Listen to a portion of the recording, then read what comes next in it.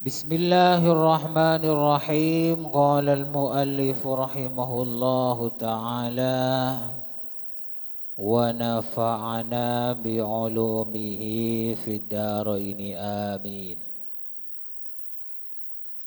Kemarin sudah dijelaskan tentang tawadu atau rendah hati. Sekarang menjelaskan tentang babu tahrimil kibri wal i'jabi. Bab haram sombong dan ujub. Kebalikannya tawadu. Kibrun atau sombong itu mengarahnya keluar. Contohnya meremehkan, menghina, mencaci, menolak kebenaran, menolak kebaikan. Sombong itu. Dan sombong ini biasanya penyakitnya orang yang memiliki lebih daripada yang lain. Mempunyai harta lebih banyak daripada orang lain. Mempunyai ilmu, mempunyai pengaruh, mungkin juga mempunyai santri, mempunyai banyak jamaah daripada yang lain. Penyakitnya adalah kibrun, sombong. Kalau i'jab, ujub ini lebih mengarah ke dalam, tidak keluar. Jadi keperasaan dirinya, ke hati dirinya masing-masing. Sama juga, ini penyebabnya adalah sesuatu yang lebih dimiliki oleh dirinya daripada orang lain. Contoh, ibadahnya lebih banyak daripada orang lain. Puasanya, zikirnya, jamaahnya, sodakohnya lebih banyak daripada orang lain. Akhirnya ujub, merasa lebih baik daripada orang lain.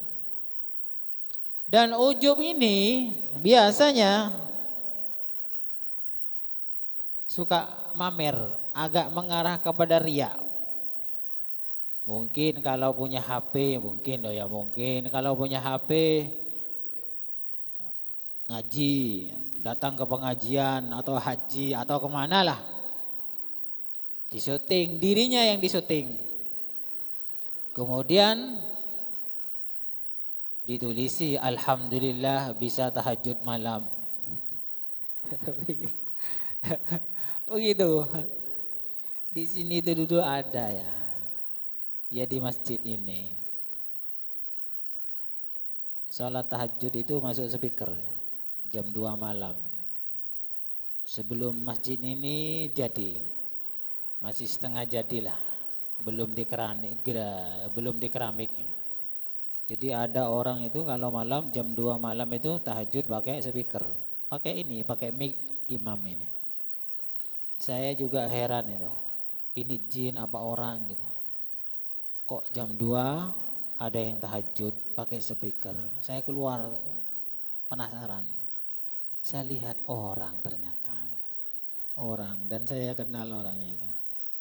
Dulu. Ini bagian dari ujub kumpul sama riya itu. Ingin diketahui kebaikannya oleh orang lain. Nah, bagaimana cara melawannya? Kalau kibrun, cara melawannya itu lakukan sesuatu yang menurut perasaan kita ini, kita itu rendah. Mungkin kita menjadi orang kaya, jadi orang tokoh lah. Malu angkat galon, angkat itu galon. Itu cara melawan kesombongan. Malu beli gas LPG di warung tetangga, beli itu. Serius, ini caranya melawan sombong. Sebab kalau tidak begitu, tetap sombong itu. Serius ini. Naik mobil, pilih-pilih. Jangan pilih-pilih. Mau naik pickup wes. Gitu. Begitu cara melawannya. Sebab kalau tidak dilawan, setan itu tambah ngerayu. Jadi tokoh, kondangan, duduk di sandal, malu, duduk di sandal. Begitu caranya. memang harus dilawan. Kalau gak gitu, sombong terus itu. Ya toko apa saja wis. Pokoknya dipandang toko wis lawan itu. Sebab ketika tokoh ngangkat galon atau LPG di depan masyarakat umum, itu sebenarnya yang berat kadang bukan galonnya, tapi egonya. Iya, serius ini. Jadi kalau sudah terhormat di depan masyarakat, malu beli galon, malu beli gas LPG atau apalah ngangkat-ngangkat yang remeh. Yang berat itu kadang bukan gasnya. Serius ini. Egonya yang berat. Jadi dia tidak mampu melawan egonya. Kalau ngangkatnya enggak seberapa. Coba kalau ngangkat di dapur sendiri, enggak malu kan? Enggak malu. Mampu kan? Tapi kalau sudah di luar, di tetangga, itu beda lagi perasaan. Nah, di sini cara melawan al-kibru, sombong. Harus dilatih memang ya. Enggak bisa langsung, memang harus dilatih. Ijab ini, ujub ini cara melawannya bagaimana? Kan kita ini merasa ibadahnya paling banyak, lebih rajin, istiqomah dan lain sebagainya. Cara melawannya adalah merasa bahwa semua yang dilakukan itu bukan hasil kita sendiri, tapi pertolongan hidayah dari Allah Ta'ala. Kembalikan kepada Allah. Alhamdulillah saya bisa ini karena hidayah dari Allah Ta'ala. Kalau tidak dapat hidayah, tidak bisa. Nah, kalau merasa dirinya yang melakukan, maka dia akan ujub. Coba lihat, saya kalau tarawih setiap malam. Coba tetangga itu. Paling tarawih tidak. Belum tentu yang tarawihnya itu bolong-bolong lebih jelek daripada kita yang ujub seperti ini. Bahkan lebih parah. Cara melawannya yaitu kembalikan kepada Allah. Saya rajin tarawih, saya rajin tahajud karena hidayah dari Allah Ta'ala. Ada orang juga ya, kalau biasanya di Indonesia ya, kiai atau ustadz itu biasanya nggak pakai sorban ya.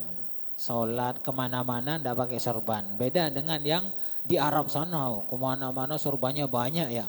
Sorban di kepala, diputar, diudeng-udeng gitu. Kemudian dibuat kalung, ada juga dibuat selendang. 3 sorbannya. Memang sunnah itu, sunnah. Tapi ada sebagian kiai atau ustadz itu enggak pakai itu. Karena apa? Menjaga hati. Menjaga hati agar supaya orang itu menilai dia orang yang baik. Contohnya sering saya cerita tuh Ki Hasan ini kalau kemana-mana enggak pakai sorban. Jadi kalau keluar rumah enggak pakai sorban, tapi kalau sholat di rumahnya sempurna, ada sorban, jubah, ada yang dibuat kalung dan lain sebagainya. Karena apa ketika keluar kok tidak pakai sorban? Khawatir ujub. Nah ini khawatir ujub, takut nanti orang mengira dirinya adalah orang baik padahal bukan orang baik. Ada juga orang yang bersorban itu alasannya sunnah. Tapi tujuannya enggak, bukan sunnah. Biar disegani oleh orang. Ya, biar orang itu sungkan, cium tangan. Nah gitu, ada begitu macam-macam. Ini pengalaman pribadi saya. Saya cerita sendiri, ini diri saya sendiri gini. Saya ngetes masyarakat ya, Saya kemana-mana pakai kaos oblong ya, kaos pendek itu. Pakai kaos pendek dan pakai soko seadanya. Ya sarungan deh. Saya waktu itu marung di rumah saudara saya. Ternyata di warung itu kenal semua sama saya. Cuman sebagian itu ada yang lupa. Tak denger katanya. Alasannya apa? Jadi ngomongnya sama saya yang tahu, yang punya warung tahu abesa, menggunakan bahasa halus, engki. Ada kemudian datang tetangganya itu ya saudara saya sendiri juga. Itu ngomong saya berbahasa halus itu tak abesa. Jadi kulene ka abesa kene tak abesa. Terus ngomong, saya abesa terus, dia tetap tak abesa. Nah, Akhirnya lama-kelamaan ngomong, selesai saya pulang. Pulang, saya ditarik sama orang, mau kemana? Dem maka kejong. Boleh lah Pak, jalan tak bahasa ya. Saya tak bahasa gila. Boleh lah Pak ya. Dia membungun kakek jong. Ya lu suki. Kakek mak tahu ketang teretan. Ya tahu, jaring kenal. Njak dah, nang dinak ke lo. Akhirnya, njak lah Pak, kok ano Pak, mau lihat ada. Setelah saya mau naik sepeda motor, si orang laki-laki ini nanya sama yang punya warung. Anan siapa je mak tahu ketang teretan? Anan ruang. Nah gitu. Loh. Akhirnya saya dipanggil, mau naik sepeda motor, sudah hidup sepeda motor saya itu. Mau saya berangkat pulang ke Lusuki, ternyata ngomong, si. Kanto gelu. Nah begitu, pas abesah ya, pas abesah. Jadi kadang orang itu, Ustadz atau Kiai nyamar gak pakai sorban, itu nyamar itu. Agar supaya tidak ujub. Saya juga ya, nyetir mobil. Pakai kaos oblong, pakai kaji, beda dengan tak pakai apa-apa. Jadi saya songkokan kaji baju putih. Jadi ketika nyopir itu naruh apa di pinggir perapatan pertigaan itu biasanya kan dikasih uang 2.000 itu. Itu yang terima kasih itu ya Allah kalau pakai peci apa pakai kaji sama baju putih. Motor kesoon bah gitu saya bilang ya. Nah, padahal dia tidak tahu saya ini siapa, wong saya bukan abah kan begitu. Dan tidak tahu keburukan saya. Nah, ketika saya tidak pakai apa-apa, artinya hanya kaos oblong biasa, tidak songkoan, dikasih uang, yuk, ya gitu ya kan, yuk gitu. Makanya kadang orang itu yang pakai sorban kadang niatnya memang sunnah Nabi. Kadang niatnya dua, ya sunnah Nabi ya juga ingin disegani kan begitu. Yang tidak pakai sorban kadang itu memang niatnya agar supaya tidak dianggap baik oleh orang lain karena dirinya merasa memang bukan orang baik begitu. Jadi jangan sudon, Ustaz apa ini, Kiai apa ini? Sudah gak pakai jenggot, udah pakai sorban. Jangan begitu ya. Beda teknik, beda pandangan, beda cara ya. Yang jelas ini bagian dari cara melawannya sifat ujub. Hati-hati ya. Nah, di masyarakat itu ada yang seperti itu. Qala Allah Ta'ala. Allah Ta'ala berfirman tilkad darul akhirah naj'aluha lilladzina la yuriduna 'uluwan fil ardi wala fasadan wal 'aqibatu lil muttaqin. Firman-Nya Allah Ta'ala desa di akhirat. Desa di akhirat ini adalah ya surga. Aku ciptakan bagi orang-orang yang tidak melakukan kesombongan di bumi dan juga tidak melakukan kerusakan di bumi wal aqibatu lil muttaqin, sedangkan akibat baik adalah bagi orang-orang yang bertakwa. Jadi intinya orang sombong itu nanti tidak bisa masuk surga walaupun amalnya banyak, kalau punya sifat sombong tidak masuk surga. Serius ini. Sombong apa saja wis. Sombong harta, sombong pengaruh, sombong ilmu, sombong jabatan dan lain sebagainya. Sombong undangan laris umpamanya. Undangan apa aja, apa nyanyi, apa selawatan, apa ceramah itu ada penyakitnya itu.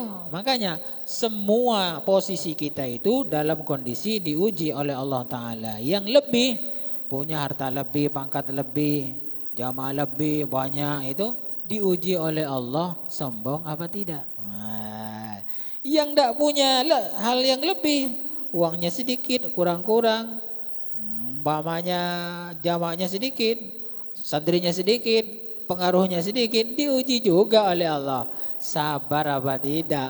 Sama-sama diuji oleh Allah. Jadi jangan dasar kepo ya. Dasar kepo itu banyak. Oh, tidak usah.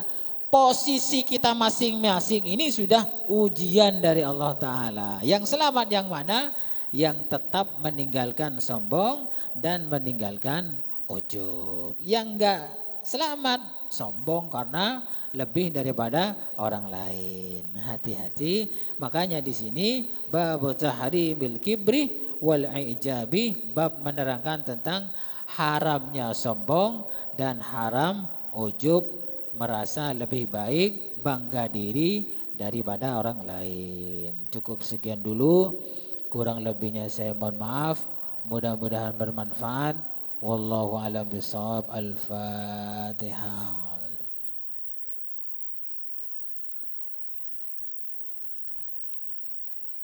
Assalamualaikum warahmatullahi wabarakatuh.